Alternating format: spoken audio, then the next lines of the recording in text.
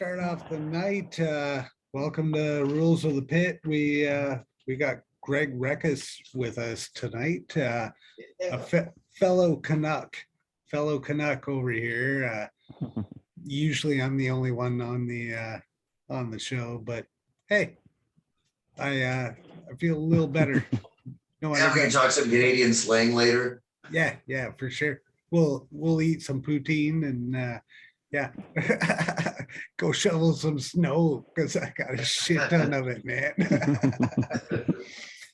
Oh, welcome to the show, Greg. We're stoked to have you, man. Yeah. I'm going to start right off because for me, this just hit as an obvious. I'm going to get it out of the way. You know, how has the past 2 years been for you? Because I know from what I understand, touring is like your thing. And with all this crap going on with COVID and shit getting canceled and this and that, like, has it been like super rough for you, or have you been? It was a bit of a change. So yeah, when it first really hit, it was March 2020, and I was on tour in the States with Tim Holhouse. He's from the UK, and it was going really good. It was like on par to be one of the better merch tours I've done in the Midwest, and all the shows were pretty good. And then all of a sudden, we were in Baltimore the night that the announcement made that Europe is now shut down. Like, it's not just Italy anymore. Europe is done. Can't travel there.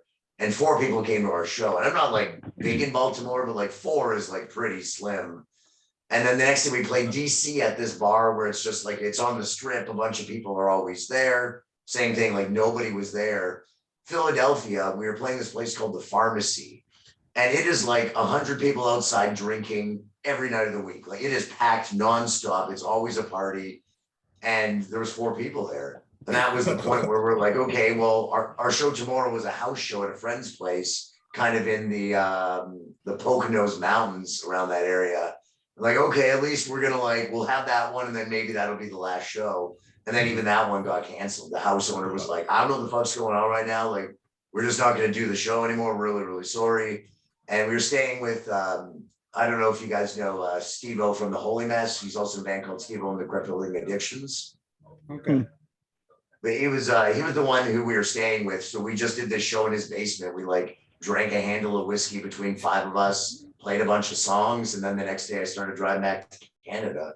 And I did try to make the best of it. I started a YouTube channel called Far From Regular. It's just kind of shit I thought was kind of fun or interesting to research, and basically just me talking in my van and learning how to edit and cutting in a bunch of fun clips.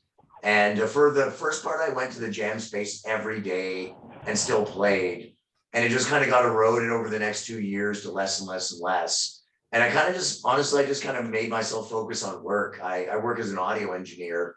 So I did a bunch of gigs. On top of that, I started doing a bunch of film stuff. The electrics department in film, there was a bunch of stuff available. So I did a bunch of work there. I just kind of worked my year away. I saved a bunch of money in preparation for the touring. And then I'm about to do this tour. And sure enough, a new variant comes up, which hit us pretty hard here in North America in December. And I ended up getting it. I recovered fairly quickly. And a bunch of the shows in Canada got canceled, but everything in the States was still on. So I did kind of a sparse tour out west for the few dates that were still there. And then just kind of been working my way down the coast. And I don't think I've ever been as refreshed. Like, I've never felt as much like myself, and I've never felt as good to kind of do what I love doing. So yeah, it was a pretty rough 2 years and a lot of down points, but it kind of feels good that now, even if it isn't necessarily over, you know, it's at a point where I'm getting to do this and I'm making it work. Awesome, man. I guess that makes it easy for me to segue. Oddly enough, we were talking about interviewing you tonight. Last night, I went out to see my friend's band play at the Sardine in San Pedro. And I walked up and I looked at the window and I went, holy fuck, Greg's fucking playing here next week. Like, that's just real. It was like, it all kind of came together, right? And that's awesome. With the borders opening back up and letting you actually come over here again, like, how are you finding these places to play? Like, what's the big pull to get you in? How the hell did you get into the Sardine? You know, is getting you into these new places. Yeah, like a friend of a friend, that's kind of how I got in touch with Todd there. And he was really cool to let me book it. Everyone was a bit on edge, kind of the start of December when things were starting to look like not sure which way it's going to go. So the last week of the tour is actually pretty sparse because I had a lot of it booked like September, October-ish. Most of the Canadian dates were confirmed, starting to work on some of the American stuff. And then it kind of got to the point where like, if I do got to pull the plug, maybe I'll just kind of keep what I got. I got one in San Diego 2 days after the Sardine on the 2nd. And then I got tomorrow and Sunday, a couple in the Bay Area. And normally I try to play every day, so that was kind of the decision there. But for the most part, like it is smaller crowds as expected. I'm trying to kind of keep on my mask when I can in the venue in case anyone's kind of, a bit worried about it or something. Because I think it's a lot easier for people to like, oh, it's okay to just take it off. We don't care.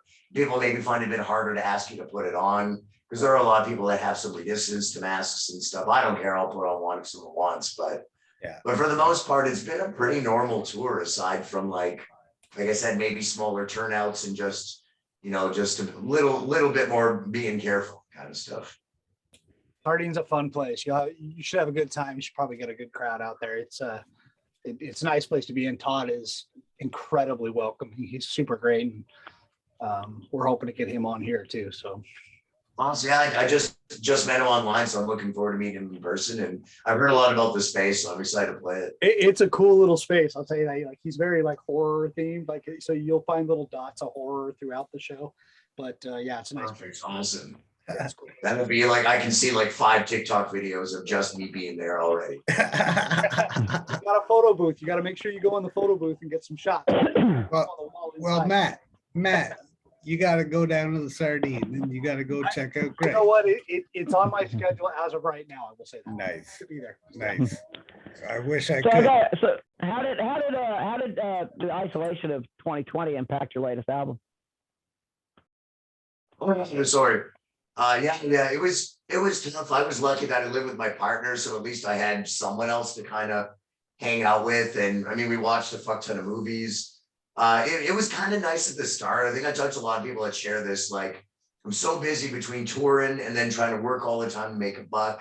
And in between, there's always something else going on that I just had no time for anything. And all of a sudden, I was like, has anyone ever heard of Stranger Things? Like I just checked out this show and it was like, yeah, it's super old. You just got there. So that was kind of nice for a while. And then like trying to learn how to edit video and kind of get the YouTube channel thing going just for fun. It kind of gave me purpose, right? It gave me something to do, but it was very quickly that like kind of felt like I was losing my identity. Like the thing that kind of makes me just isn't there. And I don't want to like find another thing because I believed since the start, like this is going to come back. This isn't going to be kind of the new normal, as people have been saying. Like even if it is not the exact same as what we know, we're going to be in a spot where you can again jump in a van, drive all over the place, and play a bunch of shows for a bunch of crazy people. So I guess for that, I kind of just bunkered down. And then when work kind of started again, when shows were happening again in Winnipeg where I live, that's kind of all I did. Just like head down and just like as much as I can do, man. And I'll take every gig, I'll do everything and just stockpile money. Because again, I wanted to be in a good position when this comes back, I can hit the road again and I can just do it. Right. So, okay, little off the beaten path question. And I hate to get political, but green M&Ms have been in the news lately. So which candy do you think should be sexualized? Okay, well, I being from Winnipeg, I eat vegan as half of Winnipeg does. And because of that, it kind of limits to what candy I can have. I personally like Skittles. I think if I was like doing it with my partner on a whole bunch of Skittles and we got like different colors all over us and we're just like sticky and like, that's kind of where I go. And I think the variety of flavors too. Like, don't get me started. Like, that's probably be my answer. Wait a minute, you've thought about this, Greg. You've thought about this. How is Trevor? Gotta ask the Skittles question. Come on. How has Trevor not told me that so many Canadians are vegan? Like I'm a vegan down here in the US, and it's hard enough being a vegan. Like what the hell, man?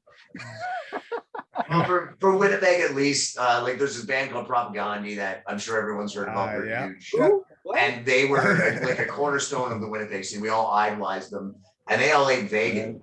And there was like this restaurant, the Mondragon, that they had their record label G7 was above it.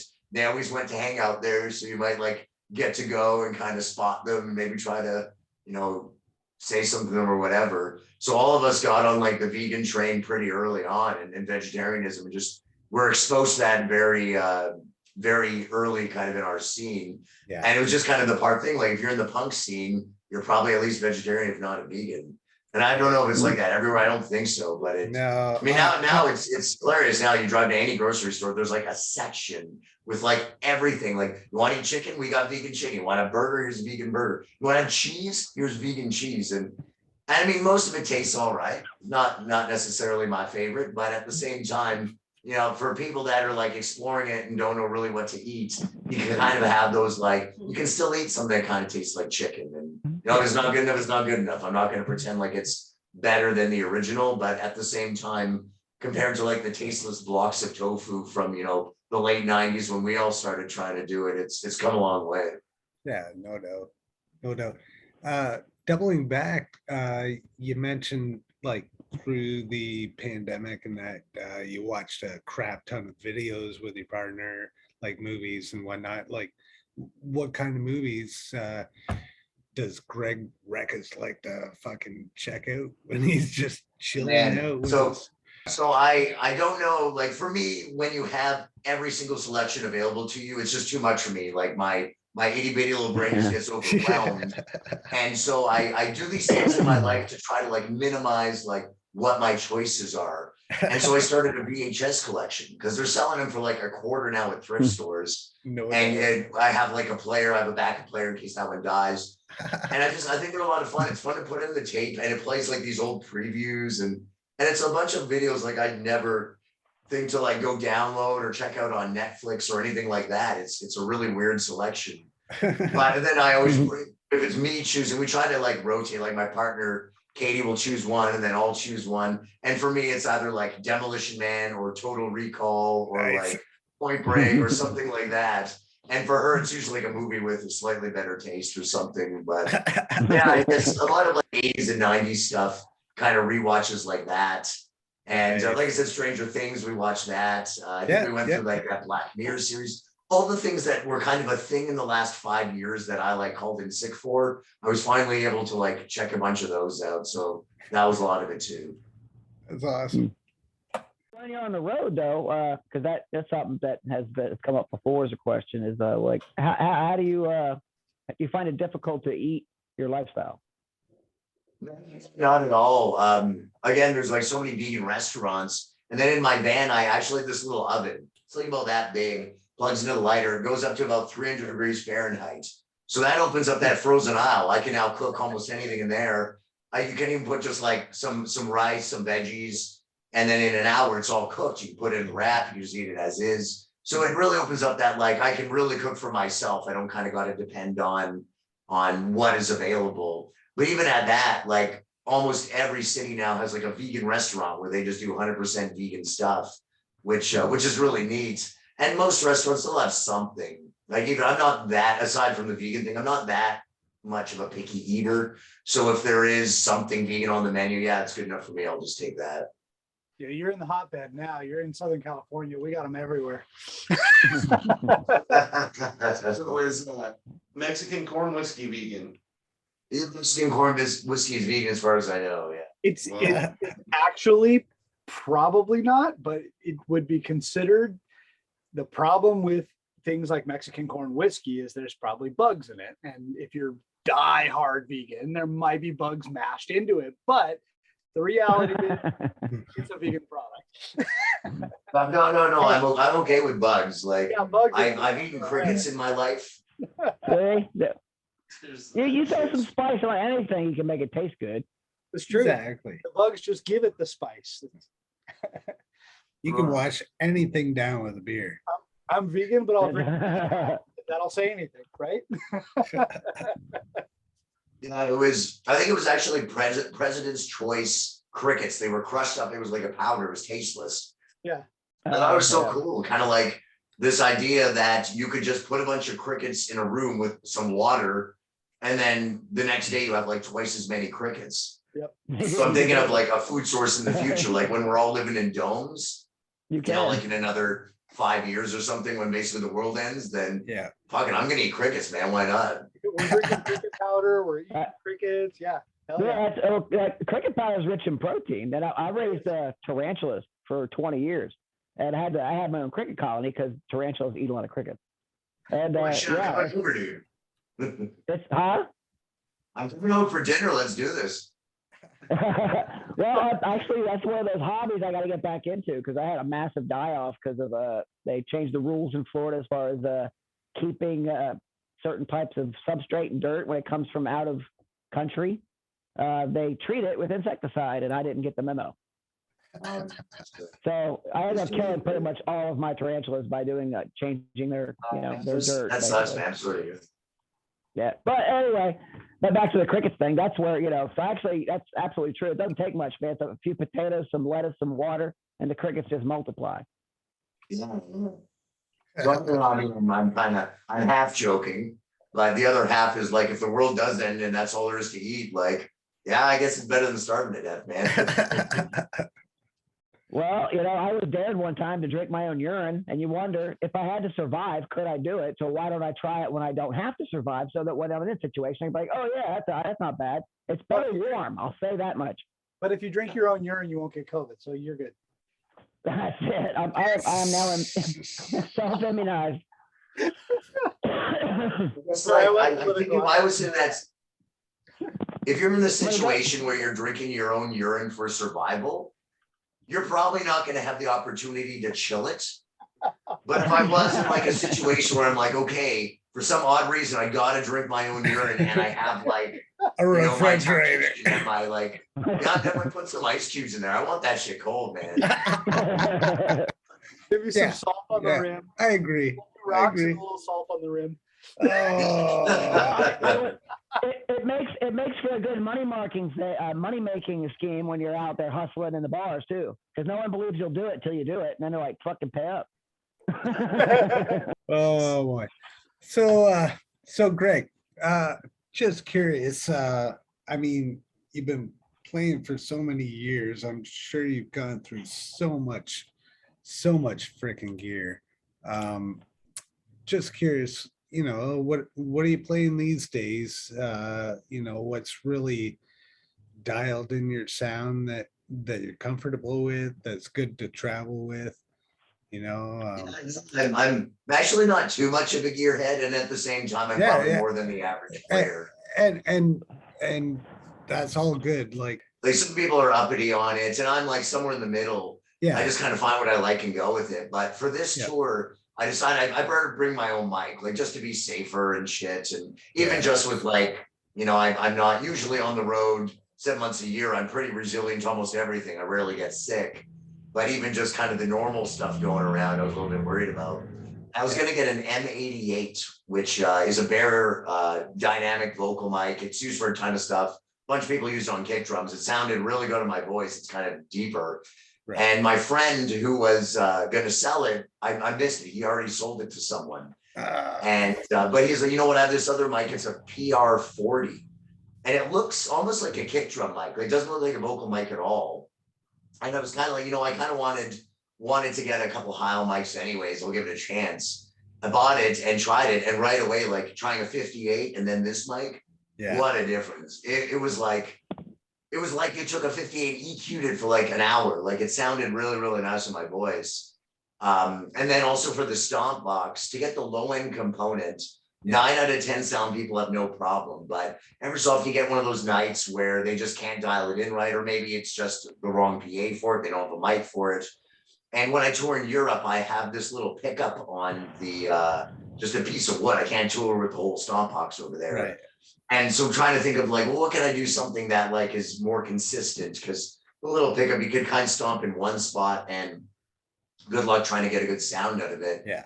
And a friend was getting rid of this old D4, this Alesis D4. It's like a drum trigger from the 90s when like it first got accessible to the masses, and like every metal drummer would show up with this thing for their kick sound and blah, blah, blah. Yeah. But anyways, I ended up getting one of those, and it works with a piezo pickup, like a kind that you would just plunk on a mandolin or something like that. So I got it all wired up and tried it, and actually worked. So I kind of put it in this little place under the stomp, and then as I'm stomping, it plays that. And I tell the guy to cut the high end, so it's just more of the thump of it, and that kind of gives the low end component of my stomp box, and then the mic on top to hear some of the feet and some of the tambourines. And then for my guitar, I have 2 Taylors. They're nothing special, a Taylor 110E and a Taylor 114E. And the only mods, I have graphite bridges or like that bridge piece with, I don't know if it's a saddle or a bridge on a. Where the string rides across? Yeah. Yeah, that's the saddle. That's the saddle. So I got a graphite one. And then I break like 3 strings a tour now. And it used to be almost a do set every night because they're breaking so much. And the pickup in it, the original pickup got sweated out because I'm a sweaty beast when I play. And I tried this other one, I didn't like it. And then I went to this one called the Knk Pure Mini. And it's passive. So there's very little that can go wrong with it. You don't got to change battery. It's always there. It's always ready to work. And then I have a Sansamp Paradriver. It's this tiny little Nice. DI that has a bunch of EQ on it. Yep. And it's not, I'll be honest, my guitar sound isn't exactly what I want every single night. There's some nights just not working out. But for the most part, it has drive on it. So if I want to sound a bit more like kind of grungy, a bit more of a punk rock acoustic guitar, I got that option. Or if the strings are kind of dead and the sound person is non-existent or whatever, I can turn it up a bit. There was this one night I was in Minneapolis. I'm not going to say where, because if the sound person finds out, I don't want them to get mad. I'm dissing them on the internet. But they showed up to do sound and they like dialed it in. And then the first band started playing and they had earplugs in and they were reading a book. And this is like aside from leaving the venue, this is the most unengaged you could possibly be at a show you're doing sound for. Like, not only do you have earplugs in, but you were like reading a book. Your entire mind is absorbed. So I thought it was kind of funny. And then the stomp box itself, I should mention that it's 4 feet by 4 feet. The top sheet is Baltic birch. It's laminated Baltic birch. Never kicked through it. The first one I tried was plywood. I broke through it every show. And then all the braces on the bottom, they don't touch, so that it can actually flex a bit. Because not as much acoustically speaking, just I kept kicking through the 2x4s because as I'm stomping, always like just comes down to these little nails in there. And then we try leg bolts. Even with that, I'm not a big guy, but 10,000 stomps in a week, and that's enough to break a leg bolt. So I'm a builder of many things and technology now. Of something though. I was always thinking you should use scalloped braces like the inside of an acoustic guitar, because then you've got that flex and it doesn't break. And if it's glued to the bottom of birch plywood, you'll get that flex you want. You'll have different tones and different spots on the box. And I'm just saying, just throwing that out there. Yeah, that's what I do. Well, I can geek the fuck out, but I didn't understand 90% of what you just said because I'm not you're in my territory. But and also another thing is I have this pickup from an organ that I dismantled to make some piece of furniture. Anyway, you should try that out too because it's fucking just super high. It's clicky. When you mentioned that Elisa's D4, the first band I was ever in, that was back in the early 90s. We had those kind of interfaces because we were industrial punk mix thing going on. So it was a lot of electronic bass. And we used to use MIDI triggers and run them through our boards. And you can make those sound like anything through this synthesizer we had. So have you ever considered that, just, MIDI triggers instead of having to carry around a piece of wood, or is that too electronic and gets away from the organic feel of it? Well, the whole box is kind of part of the show, like me jumping around and dancing around on it. And there's tambourines all over it. When I do tour in Europe, I can't travel with that big thing. A lot of times I'm on the train or tiny little car with a friend. So I just have a tiny piece of wood and then the pickup on that. And I wanted the original I just had it was a 441 AKG contact mic. I just found like I had to just the whole time I could do this. If I moved at all, it would sound different and where it would sound shitty or wouldn't do it. So I'm hoping this trigger thing kind of works for that, but I'm always looking for other options. Like I want something where I can kind of, if I have a 2 foot by 3 foot piece of wood, I can utilize all of it. I don't have to just stand in one place and stomp. I could kind of stomp all around. Sounds like But we got a project. what if your shoes were the trigger? Someone else suggested that, and I mean that's not possible, I guess, too. But the other part is stomping on it with the tambourines. And I did try wearing a tambourine once, and it's a weird, like, delayed after. What kind did you try? Was it like the little like half round that goes on top of your foot, or was it a full on tambourine? It was like full on tambourine, just kind of attached it to my foot just to see if this was going to work. Because the first time I toured Europe, I had this mini stomp box that fit on top of a car. And very quickly, we kind of realized we can't keep affording to rent cars. They're so expensive. I could have bought 2 cars with the 4 tours I rented a car over there. Okay. So we downsized. And then we kind of settled on like the little piece of wood because I could still put tambourines on it. I could still kind of jump on it and kind of still make that stomp sound. But Right. And that's part of your thing is that it is that movement, like that high leg fucking really jumping around, not because a lot of guys would just say, oh, we'll use a kick pedal, you know what I mean? Because you'll get that sound, but again, then your whole show, you're just, this is it, the whole show, you can't even move. And it just doesn't make it as animated as I want to be up there. Speaking of animated, that's a good segue. Tell us about this. This is fun.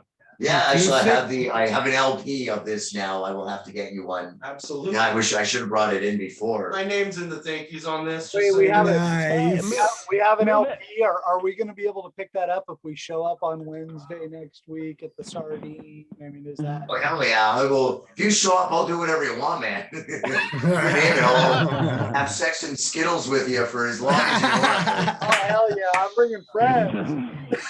And then this is my most recent record. My partner did the design on this, Death and Taxes. And then there's a coffin full of money on the back. And then my friend Greg Rekus did the design on this one. This one, I always get so many compliments on it. It's kind of like a ripoff of Green Day Dookie of like all the cartoons all over it. And you can look at it and there's all these crazy little things going on. He's an amazing artist. I love him so much. His name is Greg Rekus and he's from Winnipeg. He does really cool shit. I think he's been as active lately because I'm 40 and he's got like 15 years on me, I think. So I gotta look him up, Greg. You're making fun of the old people. Nothing wrong being 55, but he's just not as active as he used to be.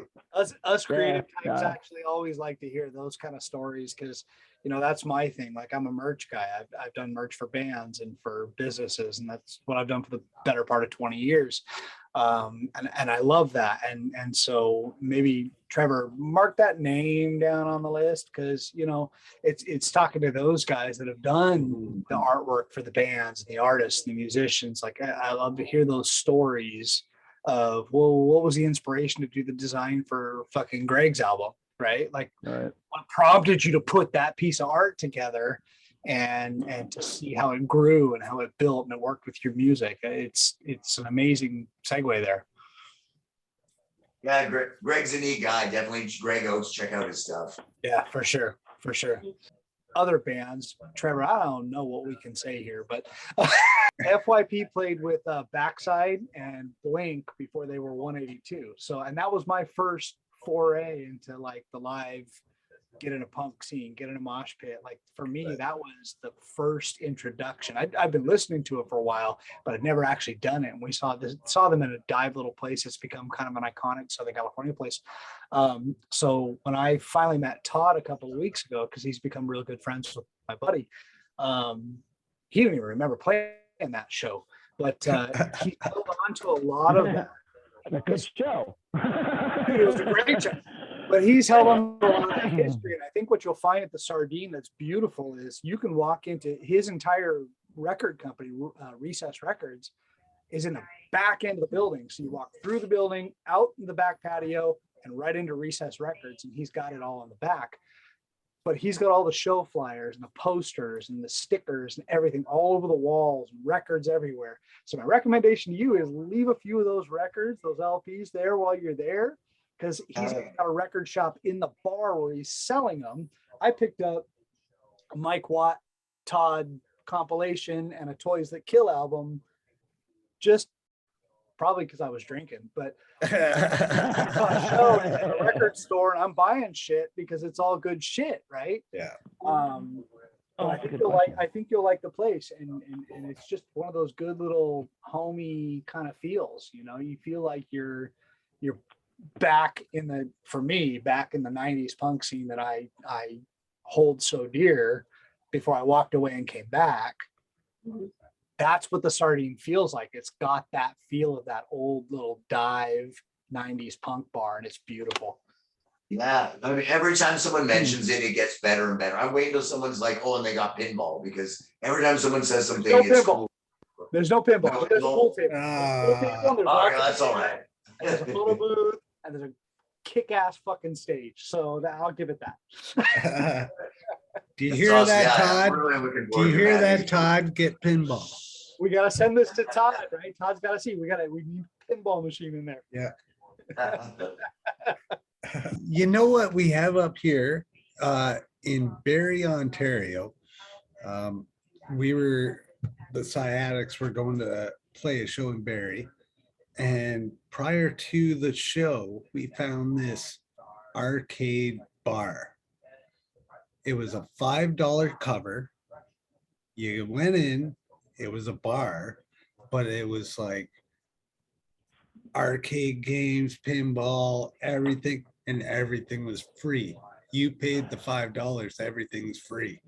You can play whatever, and you can sit there with your beer playing whatever, and they had the classic games, they had like a little bit newer games, like everything. It was like $5 cover, everything's covered except your drinks and your food. But yeah, I like the Dave and Buster's theme thing, like that was going on there. Right. Yeah, that's what that sounds like a Dave and Buster's, but Canada edition.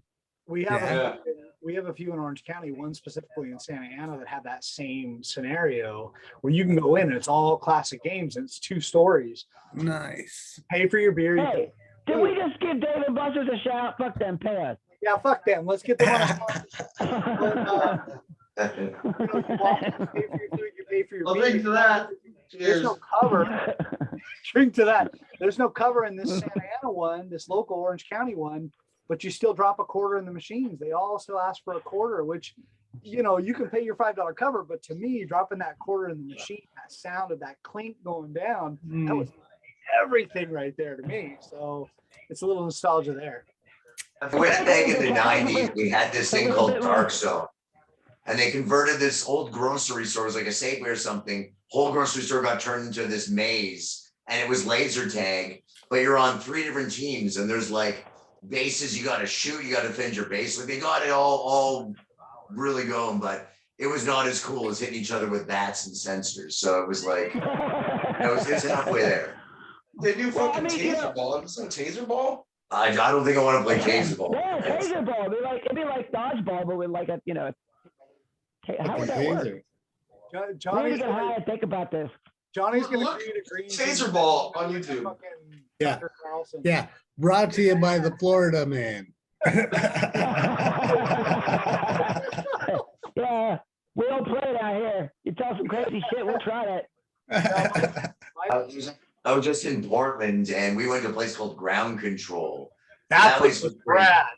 Yeah, I think they used to do shows. I don't know if they still do. It didn't look like they had a stage or anything. And it wasn't that expensive. I paid $20 and I still have like $14 on the card, and we play games nonstop for an hour. So it's like good value, and like definitely if you're in Portland, check that shit out. Yeah, my daughter lives in Portland, so I'm there all the time. I've heard of it, I've seen it. I'm gonna go check it out. Like where I'm at, there's a lot of punk history, and it depends on who you want to talk to and who you take it from. But even just standing in Huntington Beach, we've got TSOL, we've got fucking all sorts of bands that we're tapping into, and it's weird for me because there are so many areas that talk about, well, we have to wait till they come through. Well, fuck, they're always here. Like, just to me, I took for granted what I was able to see in the 90s because like everybody wanted to be here. Everybody wanted to be part of the Southern California scene. And so now as I've gotten older and I've, moved on with it, I get more excited seeing guys like Greg come through because fuck it, like Rancid can come through, all those guys can come through, and they're the big dollar ticket that you've got to go chase. And yeah, it's an iconic show.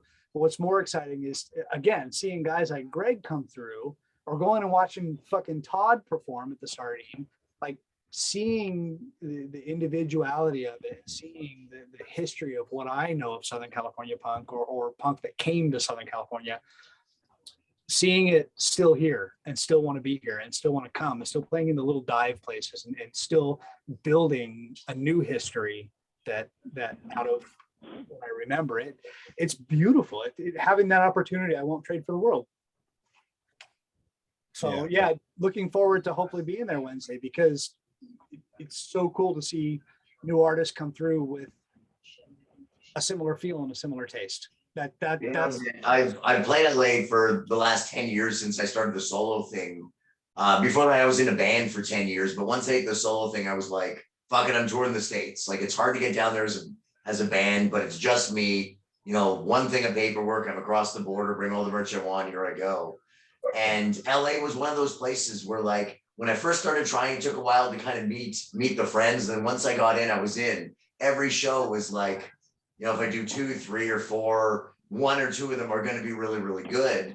And then kind of the last few times I went there, a lot of the people that were doing shows have moved away. And you kind of like, now you're back to zero where like, I'm feeling it out. I'm trying to meet the new people. And and I also remember the Redwood Bar and Grill was where I played a whole bunch of times downtown LA. This rad guy, Harry, used to book it. And he ended up moving away to Arizona for a while ago, for like 5 years ago or so. But I'm kind of feeling like maybe the Sardine is like that place. Maybe if I play there and they kind of have me back, I'm kind of like, okay, now you're starting to meet kind of the people again, right? You're the people that maybe kind of moved on, or, if they're going to shows, they're not going that often. They've already seen me 10 times, they're over me. But now starting to find more people that are like, no, like we haven't checked you out in a while, we want to see you again. So we'll see how it goes. Either way, man, I'm going to have fun. I played for 2 people that had the best time of my life before, so. Oh yeah. So when was it that we first met? Because I met Greg over a decade ago because a guy that was a drummer in an old band I was in was like, hey, I've played shows with this guy with my other band, and a bunch of through the grapevine kind of stuff. But it was a bar we used to play, and they didn't pay you. They just gave you a $50 bar tab, which at the time was like, I don't know, that's kind of where it was at, I think, in 2011, just happy to be playing. Yeah. And your old band 21 Gun Saloon. Yeah, I think we played with you guys, or it might have been just you, but you like gave me the CD because you're like, oh, I'm in this band. 21 Gun Saloon. So that's the reason that I know Get Dead. Right. Because Cliff, a buddy of mine that lives in Napa, is also friends with those guys who are connected with all kinds of other bands. Anyway, it was because of Bilko's. That was it. Yeah, totally. They've got like over 60 beers on tap, and they're fucking awesome people. And it was always a great time. And you got fed an open table all night. And yeah, it was a good deal. And at some point, I had met enough people. I was like, okay, I can get like paying gigs and stuff. But yeah, it was always a good time there. And then we wouldn't have met for that place. So that's for sure. I mean, shit. How long ago? When did this get released? 2013 or 2014, I forget. 2013. 2013? 2013 right there. And that was long after 21 Gun Saloon was done. And I promoted him playing a show at that club, like after, whatever. So this is proof right here that it's been over a decade. Yeah. You make me sound old. No, I want that. You got that on vinyl, man? I'll fucking buy it. Yeah, I just pressed it for my last tour just before the shutdown, or I guess a little bit before that. And then I did the new record, and I had like, okay, I have like 1,000 pieces of vinyl. I'm gonna fucking tour like a maniac. Yeah. So, Greg, what's the craziest? Have you played any crazy shows? Like, one of those stories that you haven't told nobody yet? Oh man, I mean, I think I'm a pretty big blabbermouth. I think everyone's kind of already heard my stories, but when I was in a punk band called Hi-Fi Drive, we tried touring in Europe, And we had a couple successful ones, we had a couple non-successful ones, and we attempted to tour in Ukraine. And it was a complete disaster. Like, got stuck at the border for 8 hours, almost didn't get in. The highways there are in real poor condition. You gotta wait till like May or June until they actually get a chance to fix them. We were there like mid-April. So we were doing like 30, maybe 20 miles an hour down the highway. That's the max you could go. Because there's so many potholes, like you're hitting them, you're like, we're gonna destroy this van we're in. And so we kind of just, we played the few shows we could get to, we missed a bunch of shows, and just kind of, the guy swore to never do it again. And I'm like, fuck that. Like, no, I'm gonna conquer this country, man. Like, I have Ukrainian heritage, my grandmother was Ukrainian. I'm going back. So when I hit the solo act, we get to the border. The first time we're ever trying to tour there, it's me, this rad guy, Mikra Latigra from Switzerland. He's an amazing acoustic player. He used to be in a band called Renikill. And then my partner at the time. We get to the border and they don't want to let us in. We don't have the right paperwork for the car. We try another border. They don't want to let us in because of the paperwork. Third border, they let us to the Ukrainian part. They search us and then they don't let us in. So by this point, it's like 6 a.m. We drive back to Budapest and we get a hotel. The hotel room was like €300 or something because we had the car. We had to park it because it was 7 a.m. and they don't check in until like, noon. But we were pretty desperate. We were all pretty hurt and pretty bad. So we all go to sleep. And sure enough, the like European phone that we had starts ringing and it's this guy like, hi, it's Sasha. I'm your Ukrainian promoter. I found you a car. You got to get up and go get the car. And like, man, we've been up for like 28 hours. It is like 9 a.m. Like, give us 5 minutes. So we like talked it over. We're like, okay, we're going to do this. We're not going to leave till noon though, because we got to get some sleep. And we ended up getting this other car from Budapest and eventually getting into Ukraine. I think by the time we got in, it was like evening and we had missed the first show, unfortunately. But we drove to the next one. And it was one of those of like, I am not super popular. I've been doing this forever, but doesn't mean anyone really necessarily likes what I do. And we get to the show and people are like helping us load in. People are like, can't believe they're here. We start playing and it is a packed bar. There's like 500 people in this club and none of them know the words, but they're all somehow kind of singing along. Like they're all like mouthing the words and like yelling and screaming. At one point they picked me up and they crowd surfed me to the bar. I did a shot and they crowd surfed me back to the stage. Like it was one of those unbelievable shows. And since then I've toured Ukraine, I think another 5 times. And although it's always been fun and now I've made friends and it's like, I've a little bit easier of a time getting through the border. I kind of got figured out. It was never as good as that first tour. That first tour was like, it's never been like that. And it's never been like that since. So that's probably the craziest show I ever played was in Zhytomyr, Ukraine. Wow. So being the business owner in the group, like that's me. Like I won't go into what I do, but being the business owner in the group, obviously the music is the passion and the touring is the passion and all that. What for you is the business side? Like, where do you draw the line between, what the passion, the music is, and where do you try to make money through it? Like what is, and it's not a loaded question to where like, you got to make it a business, but like what side of it for you is this is what makes it worthwhile to keep pursuing the passion? Obviously there's got to be a little bit of business in there. There's got to be a little bit at least pays the bills or whatever. Yeah. I'm very, very lucky that when I was 19 years old, I got into professional audio. So I was working at bars, eventually got on with the company. So flying big PAs, you're doing the big shows, the soft seaters, the blah, blah, blahs. And now I'm doing some film work in addition to that. So I've always had that kind of like big boy job where I can come in the summer's super busy in Winnipeg, work my ass off June 1st to August 31st, no days off, work every day, 18-hour days if I can. And then I go on tour. And that allowed me to be able to have money in the bank for a van breakdown or catastrophe on tour, to record albums at real studios, make them sound as good as we can, press the records, buy the merch, et cetera, et cetera. And so I think that was kind of the financial backing for my band. And then eventually my solo project came from that. The fact that I lucked out, I kind of picked a career that coincided with music that I was able to kind of feast or famine. Like it's slow in the springtime, slow in the fall time. That's when I normally go on tour. Right. And in terms of like the business side, like I did register as a business because I figured out pretty early, if you do that, they're going to give you a whole bunch of money back at tax time. And there's not a lot of, as far as I know, there's not a lot of other implications or anything that like, if you register, I registered the name Rekus Entertainment was my business name. And I filed taxes every year under that. And every year I've gotten kind of a chunk back.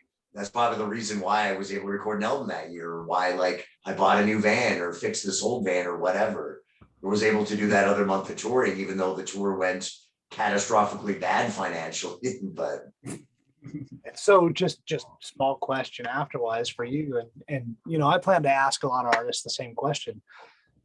Does merch sales play into what you're making? Like, do you sell your merch well? Like, how does that work out for you? no, not for me. And I think a lot of it, people love when I play live. I love when I play live.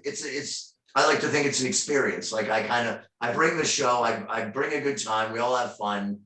And then to take it home, that's the tough sale. It's really, really hard. Like if you're a band and your name is cool and you want to get seen in their t-shirts, or like the records is amazing, the music is amazing while listening to this at home, then I feel bands like that, or people, they can sell a lot of merch, right? It's just moving, it's flying off the shelves. So people want to be into it. It's a lot harder to convince people to wear my name on their chest, to wear a Greg Rekus t-shirt, right? I still got a Greg motherfucking Rekus t-shirt. And I still sell those because everyone loved those. That kind of made me a bit more of a commodity. I would buy one. Greg, I would wear one on our show. I make merch. This is the sad part. I make merchandise. I know what it costs to make a t-shirt. I know what it costs to make a record, right? And I'll still go to a show. And this is no joke. I went to a Blue October show like 2 months ago. And I paid $40 fucking for a t-shirt that I know what it costs. And I'm not going to say, but I bought it anyway, because for me, it hopefully maybe either through these interviews or through whatever we're doing, like we can reach out to the fans and say, hey, listen, you're fucking in this show. You love the music you're listening to. You the experience is everything to you. Buy a fucking t-shirt and support that artist. Like give them a couple more bucks in their pocket and show them the support, not just the fact that you're wearing it everywhere and sharing it and showing everybody, but give them a couple bucks in their pocket for it, you know? For me, that's a big thing. Like I try to make that a habit, whether it's a big show, a small show, no matter what artist I'm going to see, I'll go spend some money at the merch. Buy a jacket from Flogging Molly. What's that? Just don't buy a jacket from Flogging Molly unless you got a bunch of money in your wallet. Well, we bought $10 or some shit for a Flogging Molly jacket. How much? Yeah, that's vivid. Blue October the same way, you know, $40 over $100. Over $100. Yeah. No. When for t-shirts specifically, like records are records. I've never found a place that does them for so cheap.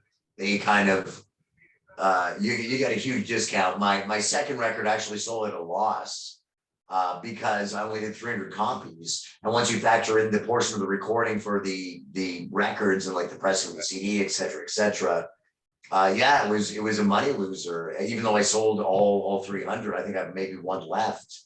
I never made anything on that record. And then when it comes to t-shirts, my first couple records, I had a couple songs about like no sweat stuff, right? Like don't, support the little guy kind of thing. And I was just like, it's hypocritical if I just like go get the Gildan and just print on those. I got to do it better. So I went the American Apparel route, where it's like, it's a bit more expensive. You're not making, you're making like $3 a t-shirt instead of $5, but at least like, I'm supporting. And then I found out later that apparently American Apparel wasn't good either. They were the same thing. So I searched even harder. I found this company in Montreal, a union place. I can't remember the name off the top of my head because I only went with them once. And it's organic cotton. It is like as fair trade as you can possibly get. $35 a shirt without print. By the time I put my name on it and sold it for $40, I made $3. I gave away 2 or 3 shirts. That was all my profit. So I sold those shirts at a loss also. So what I've been doing lately, I just go to like a Savers or like a Goodwill I just grab a bunch of used shirts, blank ones, I wash them, and then I have someone in Winnipeg who just prints them all. And so now I'm making shirts for like, I think after buying them all and then printing on them, it was like maybe $7 a shirt, selling them for 15. People are into it. So okay, finally I'm like making a little bit of money on them, and they're like I would totally upcycle, buy I think that. is the word for that, when you take a used shirt and you like turn it into something else. Yeah, we should, And we should have and a people are into it. we should have a conversation outside of Yeah, that. that's honestly. That Dave's coming talking in. about it. What's that, Dave? What's up, guys? How you doing? I gotta come in more, man. You're not in the shot. There you go. Yeah. Sit You down. remember Dave, right, Trevor? Hey, Dave, Oh, how's it going, man? Good. How you doing, my He's friend? not here, man. Good. Still can't see you, Dave. We got like your like. So you guys Right gotta get on. him in here, dude. He's like, you're gonna put me in the shot. It's not here, all right? If you're here, man, you got the stuff. So Greg, we got a thing we do. We have 3 questions. We're gonna ask you 3 questions, and it's kind of like our rapid fire. You just gotta shout out what your answers are. Yep. I'm ready. Don't think about it, but Alright. think about it. All right. I never think about anything. I'll go first. What 3 bands have really like grabbed you lately? Like they are your top 3 that you'd go to listen to chill out to, or to kind of get pumped up to. There's got to be 3. Everyone's got those 3, right? Right. I guess like if I kind of think I'm gonna do all time. And there was this band called Monine. They were from Brampton, Ontario. And they were one of the first bands I saw that toured their ass off on like no money. They just went and did it. And that was a big reason kind of why I tour so much and everything. Definitely Propagandhi from Winnipeg. Like they were one of those where like, I can't believe these people are from my city. Like there's such a huge band. Everywhere you go, somebody knows that band. Yeah, and then probably a third one, it would be Mischief Brew. And the late Eric Peterson, who the first time I ever played in Philadelphia, he kind of took me under his wing. He gave me a bunch of rad shows, and it's like it's such a tragedy what happened to him in the end. But his music lives on, and I do one of his covers once in a while if anyone ever screams out at a show. And he's also been a huge inspiration to kind of like, I don't know, just doing the music, man, doing it because you love it. So those would be my 3 rapid fire. That's awesome. I love Propagandhi. Like Yeah. maybe it's a Canadian thing, but yeah, like I've loved those guys for decades now. Yeah, they're on one of these shelves in here. I got them in here. It's fun music. Let me I see strung out behind you, Matt.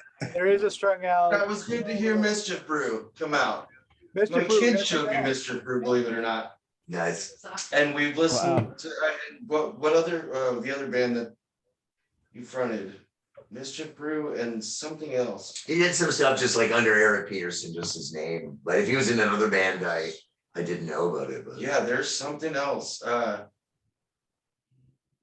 Was it Wingnut Dishwashers Union or is that No, that's okay. yeah, that's So then it was something the other else. guy, Johnny Freight Trains, Johnny Cold Freight Trains. Yeah. We played a lot of shows together. It's not crazy that you got him mixed up. No, but there's another something that we're listening to it and I'm like, that's Mischief Brew. And then I'm like, that's not Mischief Brew, but that is and then like we did a bunch of research. I don't remember the band's name, but We'll research it after. They'll be in liner notes. Yeah, you go down the description of this. all listen for it. Yeah, you'll find the All right, information. Hell yeah. Greg, Greg, question 2. So, Question 2, okay. all right, so we got a lot of societal issues and a lot of stuff going on out there right now. What cause or issue or foundation or charity, like who are you supporting right now? Like what's the big number one that you're like, if you could tell anybody right now, go support this, what is it for you? For me, my partner, one of her family members suffers from Alzheimer's. And so I got to see that like magnifying glass, just kind of how tough that is and how shitty that is. And that would be like, if I got, you won the $1 million and you're like, okay, I'm going to give away half of it, man. Like, where's it going to go? And definitely go to like the Alzheimer's Society and Alzheimer's research. Cause it it's so tough for a family, and it gets them in a position where like they need a lot of help, and there's not a lot of resources for that. So that's definitely where it go for me. Awesome. Awesome. Definitely. All right, question 3. I'm the resident reverend here. Actually, yeah. Ordained. Yeah, right. I can marry and bury. So my question I like to throw out there is, what's your philosophy? It doesn't have to be religious or spiritual, but what's your life philosophy? So I've always believed I got the power to see the best in everyone. And I think a lot of that comes from touring, because you were just taking yourself and you're throwing yourself at the universe, right? Like there's no guarantee anyone's ever come to any of my shows. There's no guarantee I'm ever getting paid. No guarantee anyone's ever going to put me up, ever going to feed me. But yet everywhere I go, there's always people that are just coming to my rescue. They're like, you play a show in a town you've never been, or you got a place to stay or not. The bartender is at least like, here's a couple free drinks, or like the kindness of people shines through. And it's not that hard to look out your front door and just kind of see like, wow, it's like every other person is an asshole in this world. Like it's so easy to just write it off as like everyone sucks. Let's just fucking kill them all. And I feel I do this kind of stuff where like I'm constantly putting myself in a vulnerable state, and I've always found amazing people. They've always just like saved me at the last second. And that's kind of what I think, man, is like, I just try to see the best in everyone. You wrote a song about it. Friends of mine, right? Yeah. That's one of my favorites that I've been listening to. Like, definitely, like. Great song. Reminds me of a bar, but that's just me. But no, they're both great songs. Signature of the Poor also. I tried to rip it off one time and wrote different lyrics and played it at a different speed, and it was like, it's gonna do that. You can rip me off any day, man. It's all good. King Queen, guys. Well, yeah. I think that about wraps it up for us. Greg Rekus, thank you very much for hanging out, chatting, and doing this thing with us. Yeah. This is fun. You want me back? You let me know. I'll come back anytime. Yeah. Great. Yeah, we Yeah. do, dude. Awesome. We do. Maybe we can You are get solid. some footage on location from Matt there. We might be able to. You're my fan for sure. If I make it out there, Greg, I'll make sure to introduce myself and say hi and buy one of those records, because I got to put it in the collection. It's got to be here. So even if For sure, man. You got any ways? Yeah, make it. Yeah, I got all 3 records right now. One of them I have like 1 or 2 copies left, and then it's totally sold out unless I find another one at a record store I can sign years ago. But I will for you, sir. Sure. Buy it and ship it to you. Well, I mean, if I'm there Wednesday, we can just make that Well, happen. you can do that, but what if I buy them all before you get there Wednesday? I tell you what, I'll take that was after. You're to sign them right. You know what I'm saying? Like, this is All right. is Well, if you're gonna buy them all and have them sign them, I'll take one. if you get all 3, I'll take all 3. That's the way it is. No, Greg, thank you so much for your time tonight, man. Truly appreciate you coming on. Thanks, man. Thanks again for having me. It's been fun. It's fun chatting it up. Oh, absolutely. You're welcome back anytime. I will. But I heard life's a compromise. I heard